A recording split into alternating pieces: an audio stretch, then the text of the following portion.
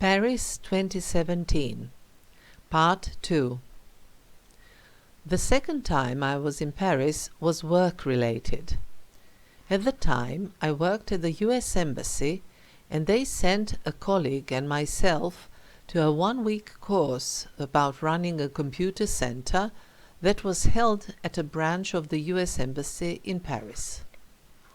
In the meantime, I started using slide films for my photos, so I had a desire to retake pictures of all the things I had already visited in Paris.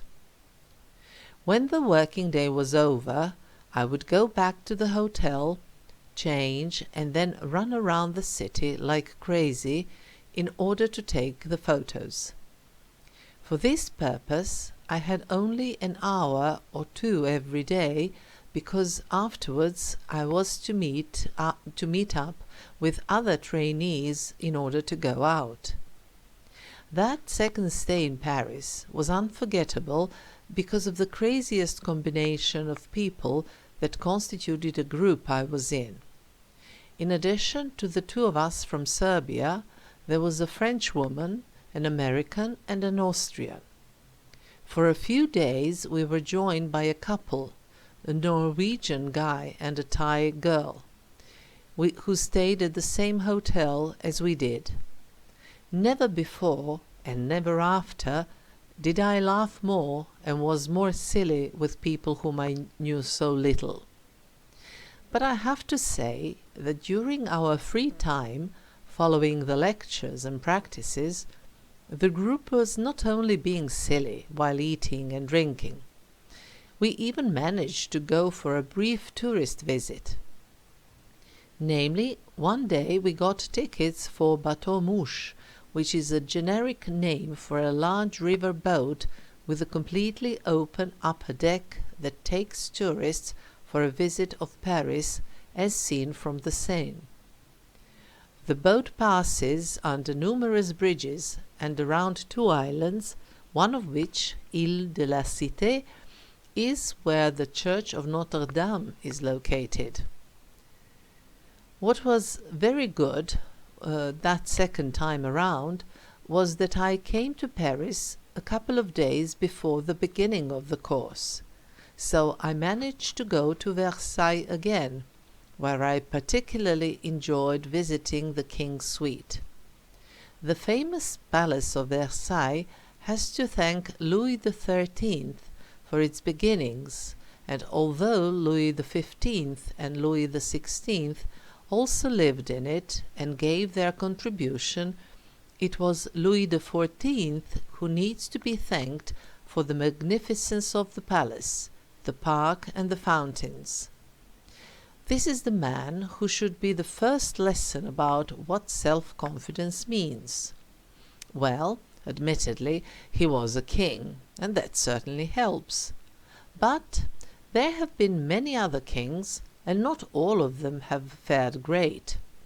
This one was a self-confidence prodigy. Some people may call this an overinflated ego, but that would be a question of pettiness. Potato, potato, tomato, tomato.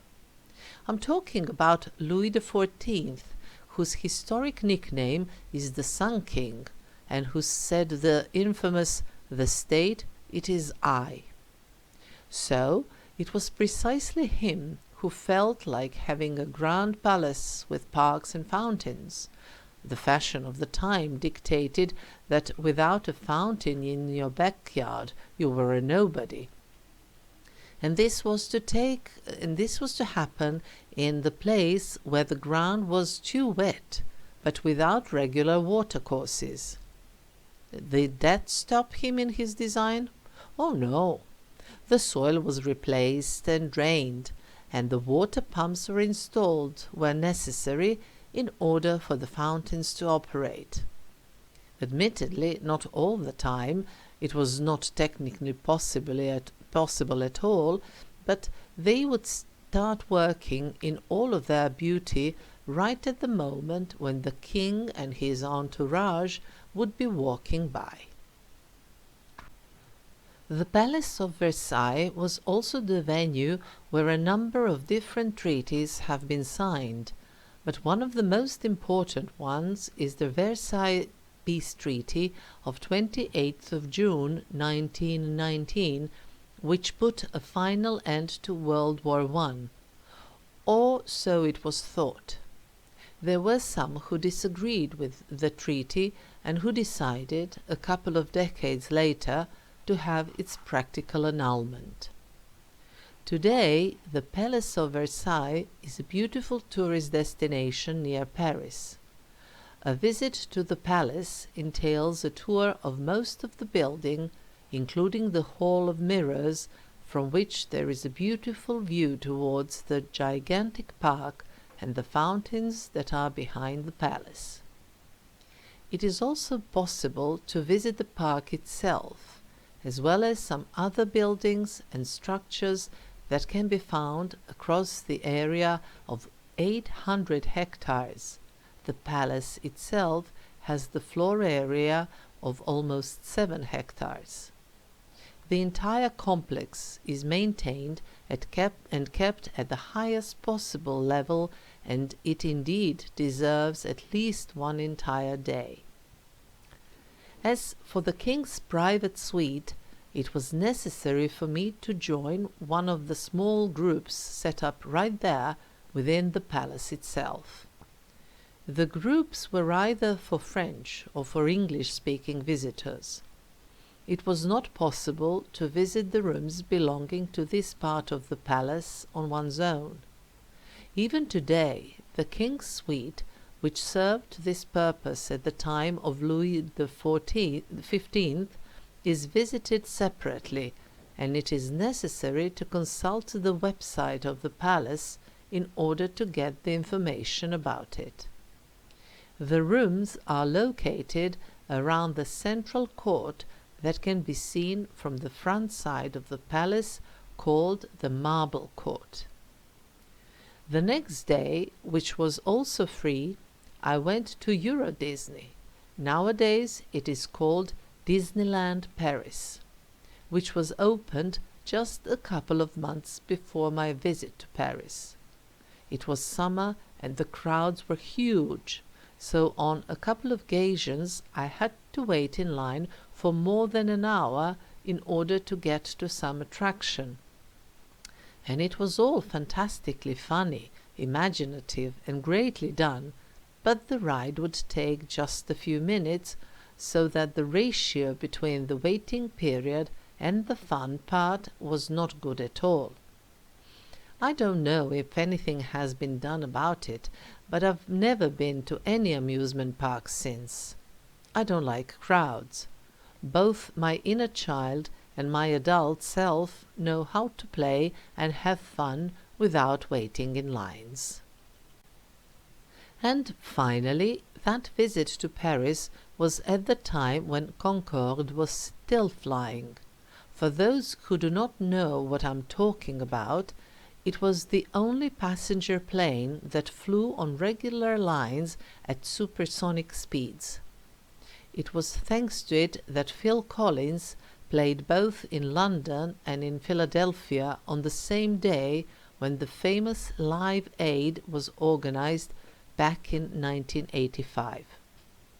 When among my photos from Paris I ran into the photo of Concorde which I took from the plane on my way back home, I couldn't resist putting this brief memory into my story. Meanwhile, I was in Paris only one more time, but very briefly and actually only in passing. I had a plane ticket that made a connection with the Paris-New York flight the following day, and that included a room at a hotel near the airport, which was nice. Such arrangement allowed me to have a couple of hours of daylight, and after leaving my things at the hotel, I took a train to the St. Michael station in the Latin Quarter, which is on the left bank of the Seine. From there I walked to the church of Notre Dame on the Ile de la Cité, then moved to the right bank and made a large circle that passed by the Louvre, across the Place Vendôme, beside the Church Madeleine, and over the Place de la Concorde. Then I started along the Champs-Élysées, only to turn left at some point in the direction of the Trocadero Square and Palais de Chaillot, from where there is a stunning view at the Eiffel Tower, and then on to the Arc de Triomphe, and again down the Champs-Élysées.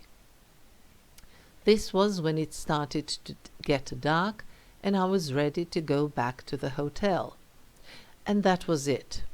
But it was not wasted time, for I saw that it was possible to visit, so to speak, a large portion of the most significant sights in Paris in 2 hours, provided you walk fast.